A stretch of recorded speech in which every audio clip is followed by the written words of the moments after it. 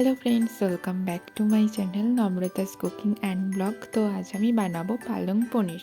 তো পালং পনির বানানোর জন্য এখানে 500 গ্রাম পালং শাক ভালো করে ধুয়ে নিয়ে নিয়েছি। এবার এটা জলে দিয়ে দেবো।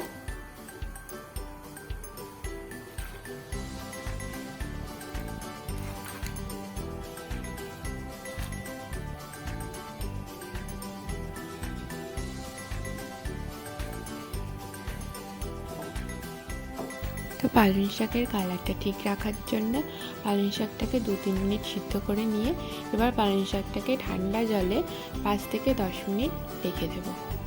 তো কড়াইতে অল্প একটু সাদা তেল দিয়ে এর মধ্যে দিয়ে দেব অল্প কটা জিরে ফোড়ন,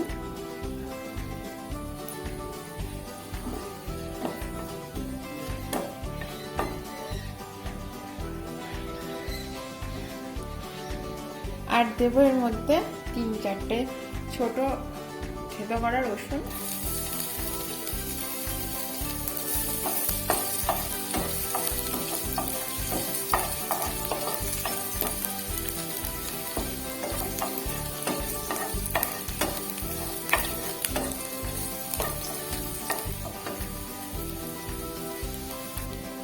আর দেবো 1/2 চামচ আদা বাটা,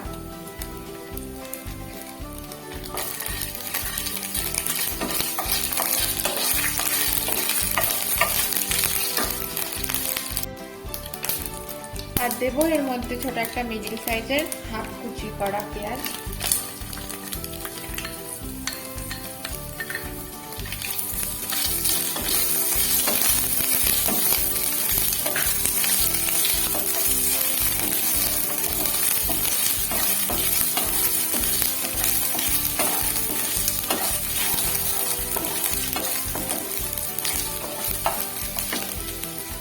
এবার এর মধ্যে দিয়ে দেব পেস্ট করে রাখা পালং শাক,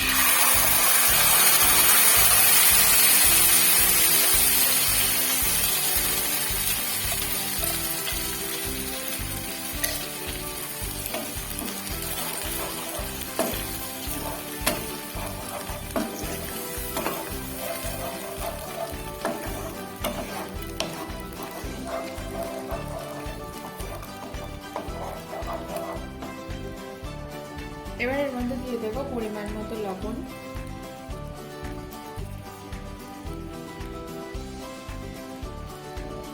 আর দেবো 1/2 চামচ লঙ্কা গুঁড়ো,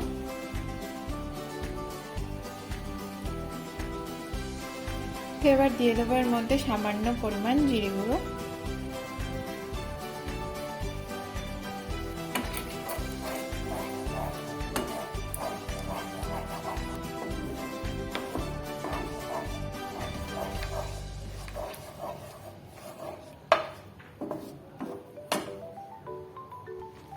তো এবার এর মধ্যে দিয়ে দেব পনিরের টুকরো,